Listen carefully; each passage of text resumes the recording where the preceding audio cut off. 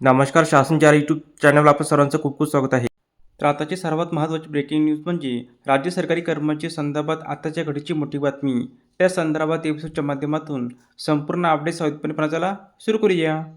शिक्षक पात्रता परीक्षेविरोधात लाखो शिक्षकांचे महाआंदोलन दिनांक 4/26 रोजी दिल्ली येथे करण्यात आले. या आंदोलनाची मुख्य मागण्या शिक्षक पात्रता परीक्षा संदर्भात केंद्र सरकारने हस्तक्षेप करून सुप्रीम कोर्टाच्या बॅकडेटपासून लागू करण्यात आलेल्या नियमावर रोक लावून नवीन कायदा निर्माण करावा, जे की केंद्र सरकारच्या आधिपत्याखालील येते. आंदोलनामागे सहभाग. या आंदोलनामध्ये देशातील उत्तर प्रदेश, हरियाणा, राजस्थान, पंजाब, महाराष्ट्र अशा एकूण 20पेक्षा अधिक राज्यातील शिक्षकांनी सहभाग घेतला. यामध्ये शिक्षकांची संख्या लाखोवर होती. या आंदोलनामध्ये शिक्षक पात्रता परीक्षा संदर्भात सर्वोच्च न्यायालयाने दिलेल्या निर्णयाच्या विरोधात करण्यात आला.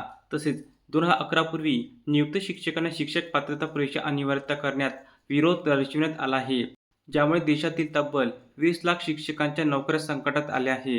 या आंदोलनामध्ये भारतीय जनता संसद जगदंबिका पाल हे सुद्धा सहभाग झाले होते.